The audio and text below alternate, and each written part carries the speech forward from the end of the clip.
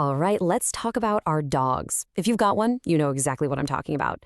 One second, they're the most perfect creature on earth, and the next, they're doing something so unbelievably weird you just have to wonder, what is going on in that head?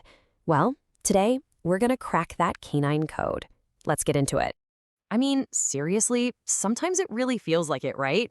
We see them do these little rituals and quirks every single day, and most of the time we're just left scratching our own heads. Stuff like, That one.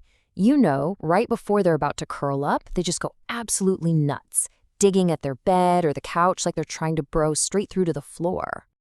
oh, or this classic, the big triumphant grass kick after they do their business. It's this little victory dance that sends dirt and grass flying everywhere.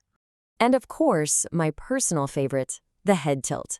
It is the most adorable thing in the world, but also, what does it mean? They hear a weird sound, or you say the word walk, and their head just cocks to the side. So what's really happening here? We're about to find out. So to start, we've got to look way, way back. Because a lot of these bizarre habits, they're not random at all. They are actually hardwired instincts passed down from their wild ancestors. Okay, let's take that little spin they do before they poop. This isn't just a quirky ritual. It's actually a super important three-step process. First, they're scanning for predators, making sure the coast is clear because, well, it's a vulnerable position. Second, they're stamping their paws to activate scent glands and mark the spot.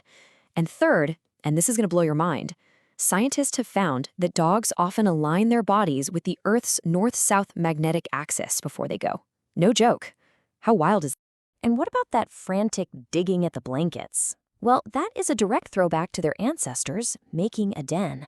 Out in the wild, they dig to clear away rocks and leaves, find cooler earth on a hot day, and just generally create a safe little hideaway. So in your house, they're really just fluffing the pillows. And the grass kicking, that's not them trying to cover anything up. Nope, it's the exact opposite. They're trying to broadcast it. See, their paws have special scent glands, and when they kick up the dirt, they're spreading that scent all over the place. It's basically their version of putting up a giant, smelly billboard that says, "I was here." Now, beyond all those ancient instincts, our dogs are talking to us constantly, right here in the present, using their body language. And learning how to speak dog is probably the most important thing we can do for our relationship with them. And that brings us to a really, really crucial point. We tend to oversimplify things. We've all been told a wagging tail means a happy dog, but that's just not always true. You absolutely have to look at the context, because one single signal without the whole picture can be totally misleading. So think about it like this. A happy wag is loose. It's relaxed. A lot of the time, the dog's entire body gets into it, like a full body wiggle. But an anxious wag, totally different story. The tail is held high and stiff, and the movement is really fast and rigid. That's a dog telling you, hey, I'm on high alert right now. The same exact thing goes for showing the belly. Sometimes, yes, it's a sign of pure trust. The body's all loose and wiggly, and it's a clear invitation for a belly rub. But other times, it's what's called an appeasement signal. The dog's body will be tense, maybe even frozen solid. They're trying to say, I'm not a threat. And if you reach down to pet a dog in that state, you could actually make them even more scared. And this is just so important, because being able to tell when our dogs are uncomfortable is one of our biggest jobs as their person. To do that, we have to learn their more subtle language, the little whispers that say, I'm not okay. The experts actually have a name for these. They're called calming signals. They're basically a whole set of little behaviors dogs use to tell other dogs and us, hey, I'm feeling a bit stressed, let's just take it down a notch. They're actively trying to avoid a bad situation. So what should you be looking for?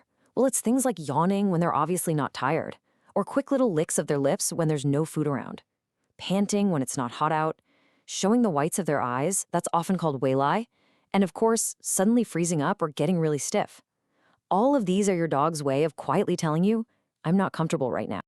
Okay, now for the really good stuff. Let's talk about the behaviors that are all about the amazing bond that you share with your dog, a bond that's been thousands of years in the making. You ever feel like you have a furry little shadow following you everywhere, even to the bathroom? That whole Velcro dog thing isn't just clinginess. It's a mix of so many things. For one, we've literally bred them for thousands of years to want to be with us. Plus, we reward them for it with pets and treats. And really, at its heart, it's just a beautiful sign of loyalty. Now, let's tackle a big myth. You've probably heard this one. When a dog leans on you, it's trying to be dominant. Well, I am so happy to tell you that animal behavior experts have completely debunked that idea. It's just not true.